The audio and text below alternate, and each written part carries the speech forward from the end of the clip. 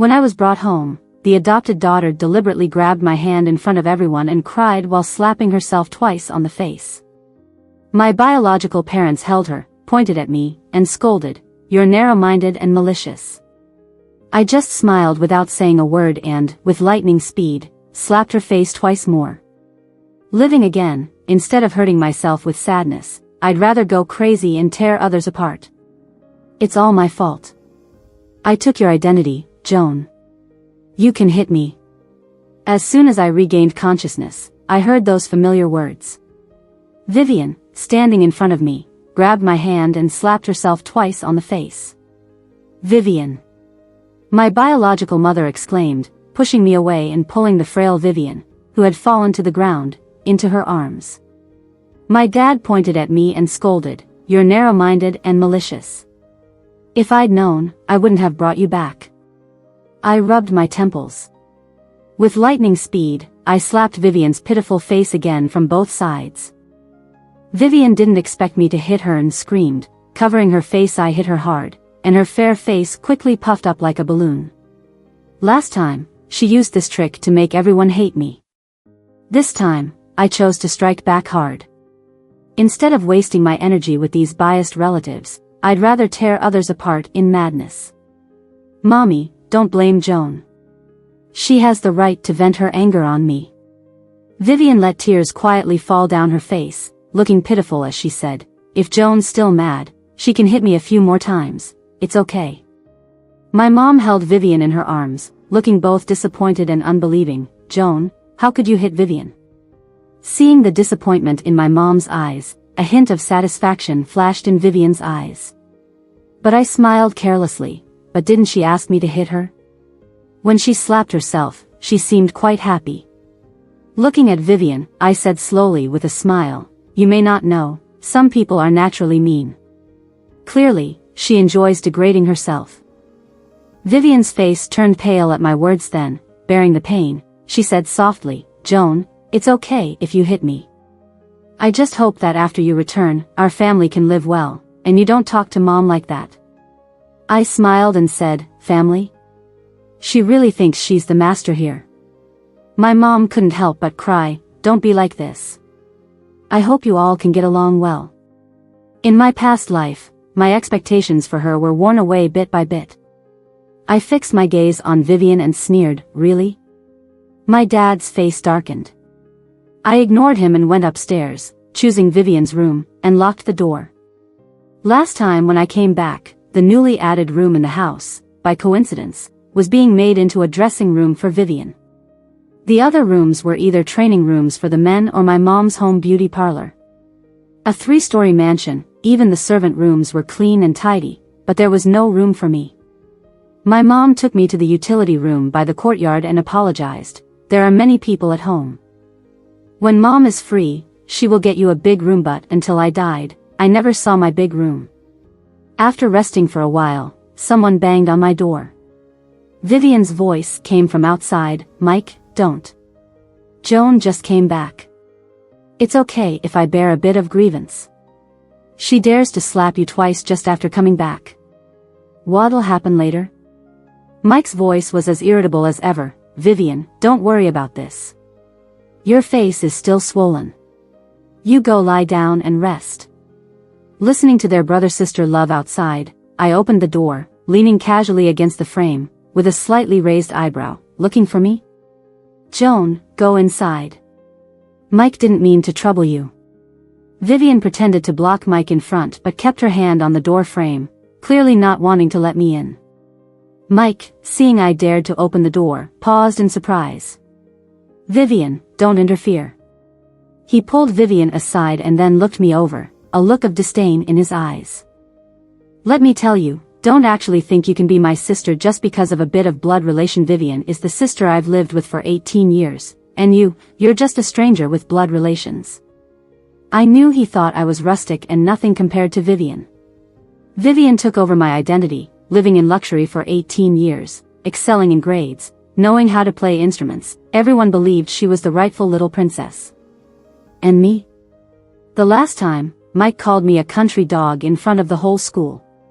"Joan, does she deserve to be my sister?" Just a country dog, look at her rustic look. Does she really think she can join high society just because of some blood relation? This nickname stuck with me through my senior year. Vivian didn't like me, she didn't need to do much. She just said some ambiguous words, and naturally, her fans and admirers would stand up for her. Vivian's followers got expired cans, smashed them on the ground, stepped on them into mud, grabbed my hair, and forced me to lick it clean. Then they turned to Vivian, pleasingly asked, "Vivian, does she look more like a dog now?" Vivian, adored by many, sat among the crowd, looking down at me, laughing gleefully. I hadn't learned any instruments, so I threw myself madly into studying, finally getting the top score in my grade. I thought if I got good grades and went to a good college, my so-called family would look at me more. But then, Vivian, with red eyes and her failed exam paper, lightly said, "How could Joan get the top score on such a tough test? Am I just too useless?" My biological parents immediately turned cold towards me and blamed me. "You just want to compete too much. You know Vivian is about to take her college entrance exam, she's sensitive, and you intentionally do this to embarrass her, don't you?" I felt sad and silently went back to my room. Mike came in, carrying a glass of milk. "Here, for you." In the dim light, his usually defiant eyes seemed somewhat softer. His brows furrowed awkwardly. "Even though Vivian is my sister, you're my sister too. Good luck on your exam tomorrow."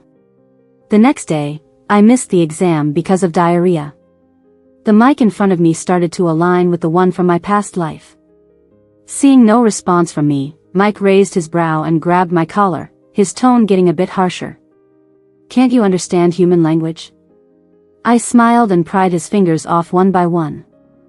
"I understand human language but not barking." Mike's handsome face turned red. "I grew up in the countryside. Vivian's biological mom treated me like a laborer. I started doing hard work from a young age." Mike's pampered, fancy mannerisms were nothing compared to me. He reached out to grab my hand. I twisted his arm and pinned him against the stairwell wall hard. "Joan, don't think just because you're my sister that I won't hit you.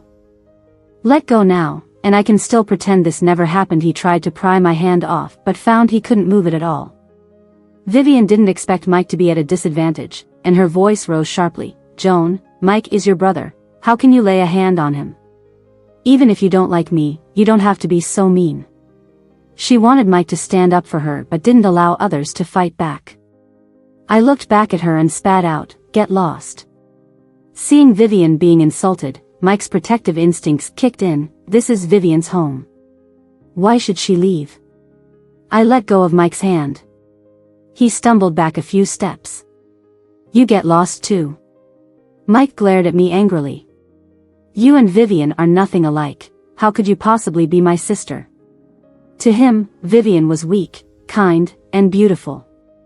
But he never considered that Vivian's virtues, built on wealth, came at my expense. He turned and grabbed Vivian's hand. "Vivian, let's go. It's just a room." Ignorant. My biological parents happened to come upstairs at this moment, frowning at the scene. "Mike, how can you say that to your sister?" "Mom, she took Vivian's room and hit me." Saying that was deserved. Hearing that I hit Mike, Mrs. White looked at me accusingly. "Joan, you just came back and already caused so many problems." At dinner, I got up from the bed and noticed a note under the door. It read, "Come to the study later. I'll show you who really should get lost." When I went downstairs, the study door was open. Inside, the whole family was there except for me. Vivian's worried voice came from inside. "Mom and Dad, you know that Mike and I have excellent grades. Joan just came from the countryside, her grades are poor, and she will attract attention at school. I'm afraid it'll stress Joan out." Mrs. White hesitated for a moment before saying, "Vivian is right. Let's not tell anyone about Joan's identity for now. It would be bad if it affected Vivian and Mike at school." Vivian's lips curved into a slight smile, and her haughty gaze met mine outside the door. She deliberately asked, "Mommy, aren't you upset with Joan?" My mom sighed, considering she didn't grow up with us and was raised in that environment. It's not surprising she's like this. Had I known, I wouldn't have brought her back. It's making a mess of the house. I listened to the whole thing and kindly closed the door that Vivian had intentionally left open. When they came into the dining room, I was already seated. My mom sat down next to me, cautiously probing, "Joan, did you just come down?" I remained unfazed. I've been here for a while and overheard some private conversations. Mrs. White's face turned pale as paper. Even if she disliked me, hearing those words made her feel guilty. No worries, I don't care. I was telling the truth, but Mrs. White looked at me with even more pity, likely thinking I was putting on a brave front. It's my fault. But staying in Vivian's room isn't right. How about I prepare a new room for you tomorrow? But I truly didn't care. Whatever kindness they occasionally showed were just Vivian's leftovers. Like I was supposed to live off Vivian's scraps. The Fifth High School is a private school, attended by rich kids. Mike and Vivian were popular figures there. Upon entering, I noticed many people surrounding Vivian. "Vivian, did you hear? We're getting a transfer student. This late in the year, must be someone special." Vivian glanced my way, a smile curving her lips. "I know who it is. The transfer student is a relative from our countryside. She's temporarily staying with us. My parents pitied her, so they let her come to our school." All the hostile eyes turned on me. Vivian's followers, seeing her dislike for me, exaggerated. "Isn't she just a beggar? Vivian, you're so kind for keeping someone like her in your home. Look at her, she looks so shabby." Mike's expression turned sour. But he preferred being seen as shabby over being associated with me. I didn't try to explain. Even if I revealed my true identity, no one would believe it. They'd just think I was insane and jealous of Vivian. Mike's not gonna speak up for me. The couple definitely wouldn't hurt Vivian's sensitive feelings over something so trivial. When we got to the teacher's office, the teacher from class 2 found me. "You must be Joan. Come with me." Thanks to Vivian's rumors at the school gate, as soon as I walked into the classroom, I heard a lot of boos. Vivian sat among everyone, smiling at me with her lips curled up. "All right, this is our new classmate. You should all get along well." The teacher lightly coughed and said a few words. "Joan, just find a seat anywhere." People looked at me like I was some kind of plague. Vivian said a few things, and no one dared to sit with me. I walked to the back and sat down. Just as I put down my backpack, Gloria, who was next to Vivian, stood in front of me. "I heard you're related to Vivian." Gloria leaned on the desk with her hands, looking at me sideways. "Come on, let's get to know each other." The people behind her reached out to grab my collar. I kept a cool expression and shoved the desk outward hard. The corner of the desk pressed into her stomach, making her cry out in pain. I looked up and smiled slightly. "Hello there." Seeing Gloria in trouble, Vivian got anxious. "Joan, it's one thing to fool around at home, but hitting classmates? Aren't you afraid of getting kicked out?" To be honest, it wasn't time for that yet. I smiled and sat back down. The classroom got quiet. No one dared to mess with me or talk to me. I felt like an invisible person in class too. The invisible bullying in my previous life made me anxious, thinking I had done something wrong. Vivian enjoyed that feeling. Surrounded by people, she chatted happily, falling silent every time I walked by. Gloria glanced at me. "Great, we have exams later. Our class average score is gonna drop." "Don't say that. Even though Joan's from the countryside, her grades can't be that bad, right?" Vivian smiled. I smiled too. I didn't drag the average score down. When the test results came out, my name was at the top of the list in bright red. Vivian clenched her fists, her face turning pale. In disbelief, she muttered, "Impossible, there must be a mistake." She shot me a hateful look and went straight to the teacher's office, asking for a retake. She'd always been number one. She couldn't let me surpass her. "Vivian," the teacher said awkwardly, "I know you're a top student, but we've double-checked Joan's scores.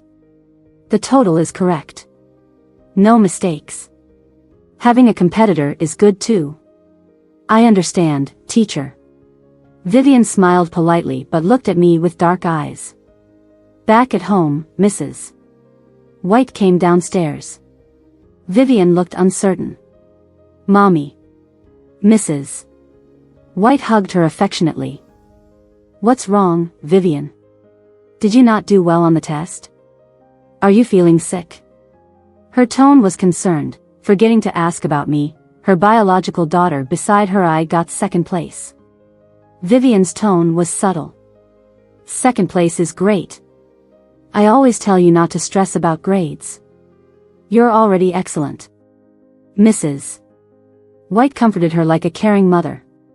Vivian's eyes focused on me. But the first place was Joan. Mrs. White's face froze. Actually, I'm happy she did well, but a classmate told me they saw her cheating.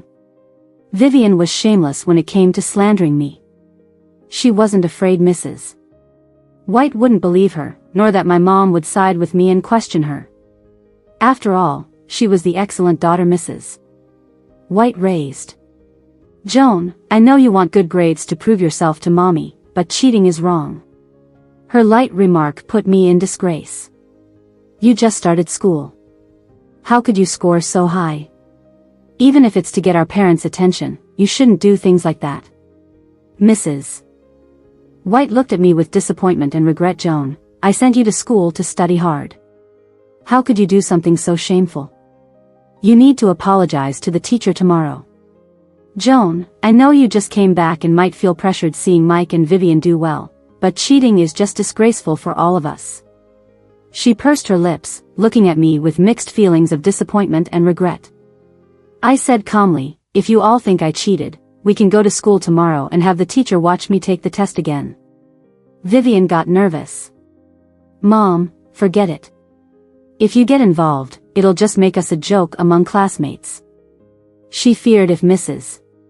White went, the truth about me being their biological child would come out. Seeing Mrs.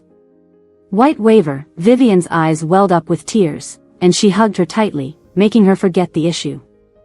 When Mrs. White wasn't thinking about it, Vivian spoke up for me. Mommy, doing this hurts Joan's self-esteem. She was just anxious to get good grades. She won't do it again. She gave me a look that said if I scored higher than her again, it meant I cheated that night. Mike knocked on my door. Heard you cheated? I'm telling you, whatever you're up to, don't embarrass the family. Mike was aggressive. If I find out you're flaunting our family name at school, I won't let you off. I laughed. Mike, who are you to think I'd want to be your sister? Mike sneered at me.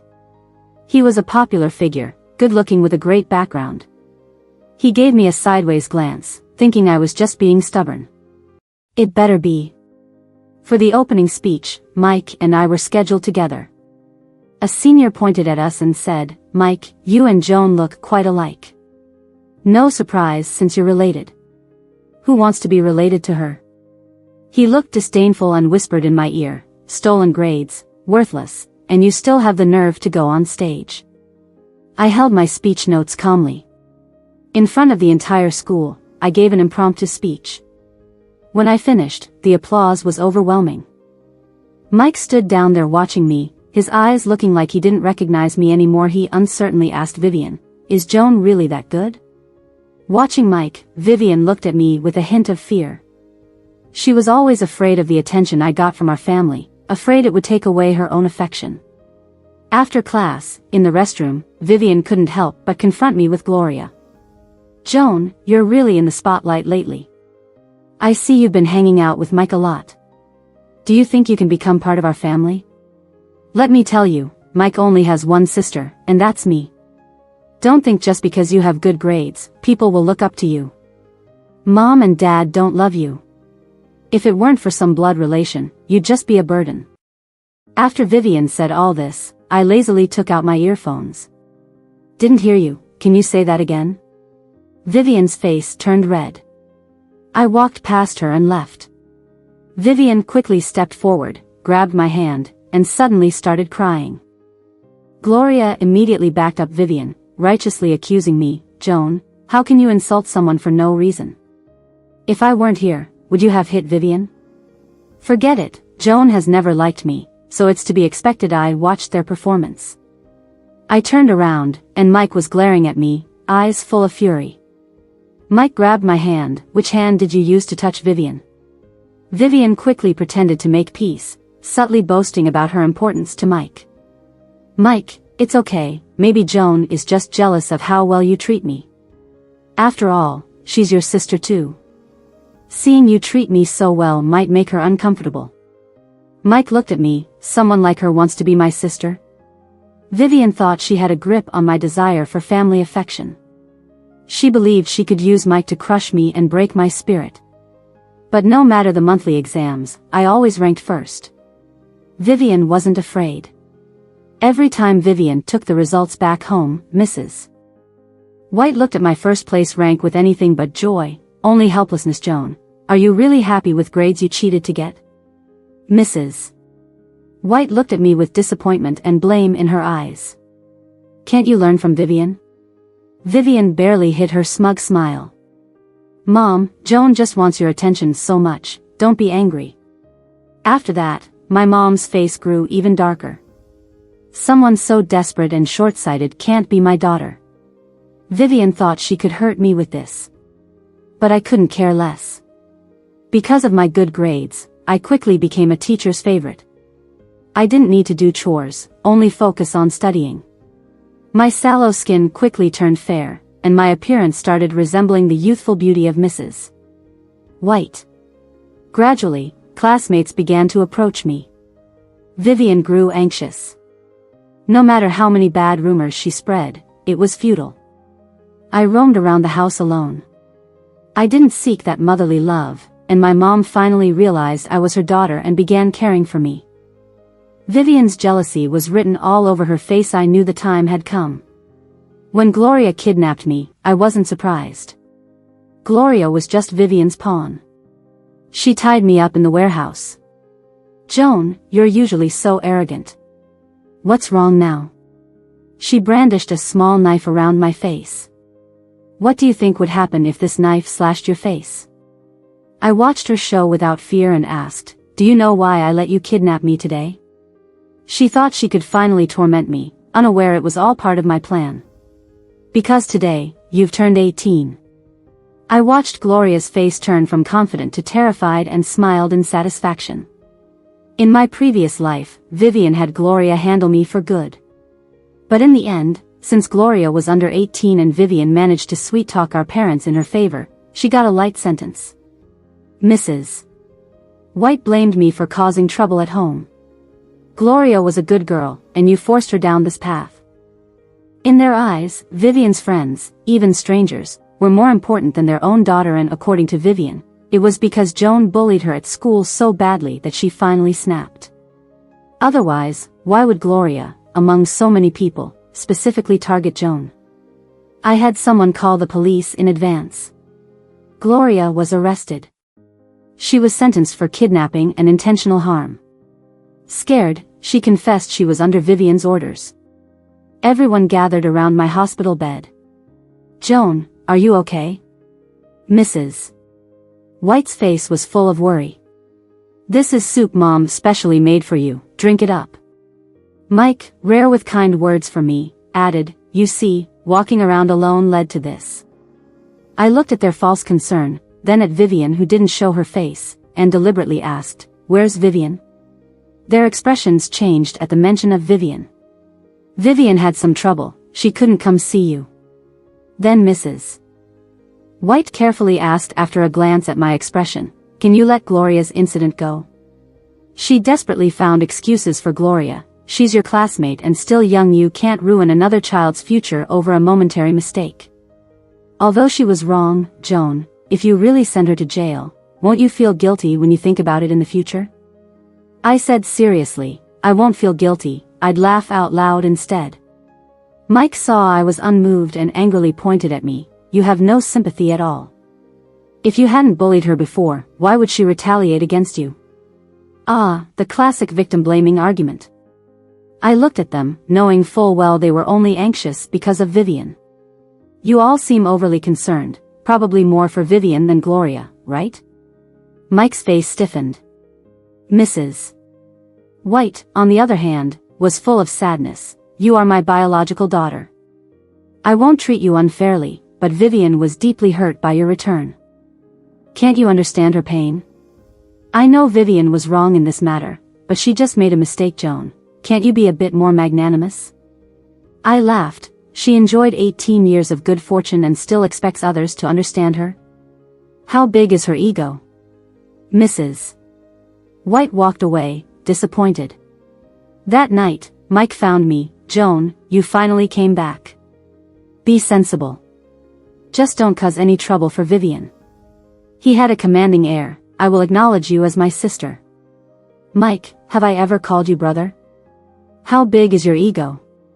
Mike's face turned red from my sarcasm. Joan, if you act this way, don't ever call me brother in your lifetime. No problem at all. On the day I was discharged, Vivian was taken away for investigation.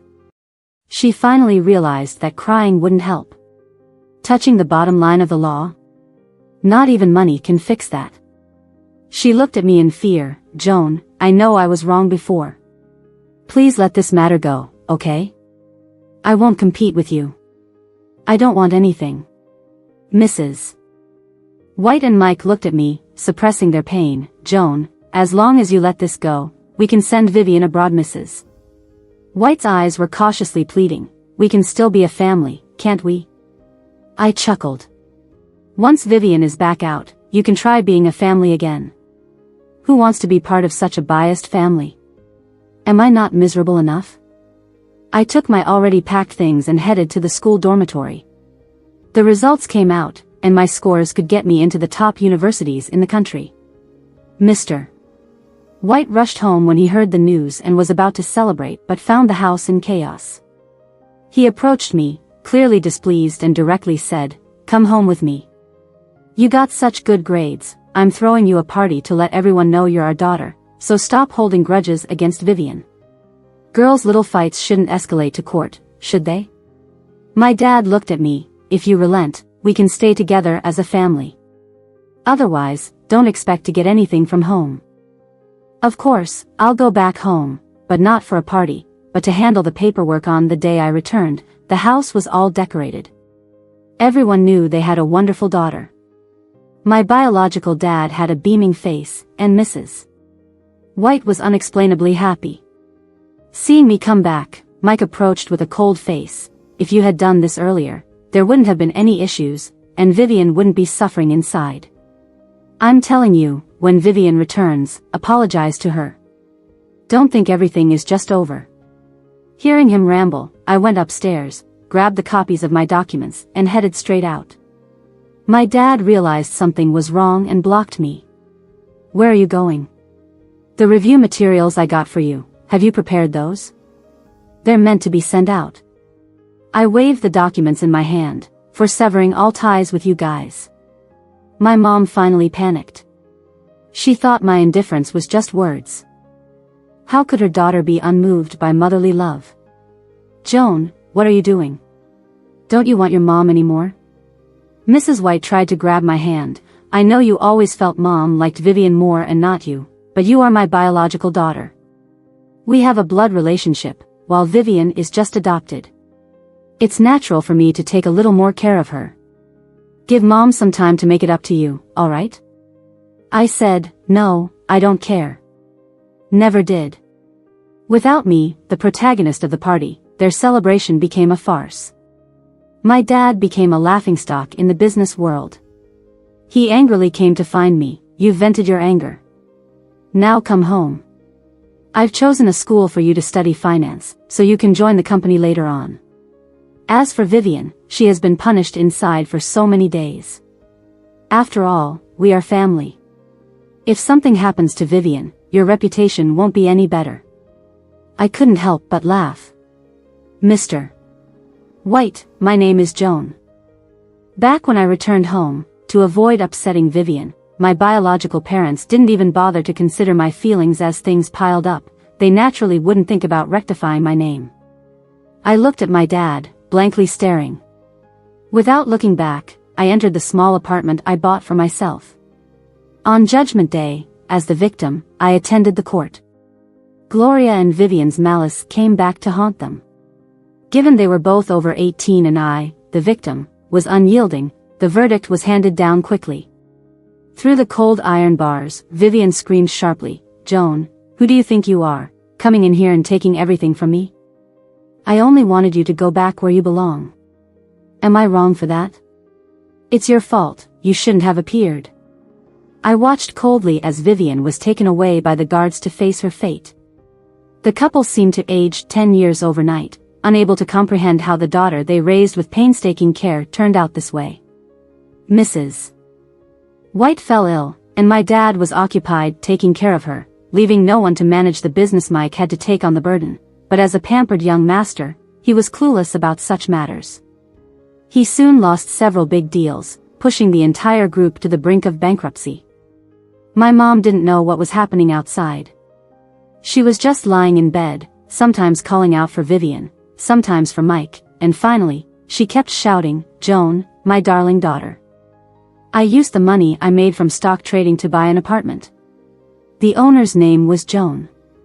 Before I left, Mike found me. He had matured a lot, losing the youthful glow from high school and becoming more worn out. "Joan, you should go see Mom. She misses you." "Before, it's my fault." He looked really sad, wanting to call me his sister but too embarrassed to do so. I didn't take his apology. I just looked at him, as if I was looking at a stranger. In my previous life, after Mike's plan to make me drink laxative was exposed, Mike grumbled, "It's not like our family lacks money, just let her repeat a year. Vivian's feelings are more important." My mom, although angry, thought Mike had a point. She looked at me apologetically, "Joan, be more understanding and take care of Vivian's feelings. After all, you're my biological daughter. You should yield to her more." But Vivian didn't think the same way. When the whole family went on vacation with her, she had Gloria hire someone to set fire to the villa. On a hot summer night, the oppressive temperature mixed with the rising flames. I died alone in the cramped storage room of the villa. I didn't visit Mrs. White. Instead, before I left, I went to see Vivian once. Her once pretty face had become tired and sallow. Vivian, right in front of me, viciously cursed herself. Because if I provided a letter of forgiveness, she could get out. Finally, through the glass window, she humbly begged me, "Joan, please forgive me. Life in here is unbearable." She had always been a privileged young lady, never experienced hardship in front of her. I wrote a letter of forgiveness. Then, in her eyes filled with surprised joy, I used a lighter and burned it.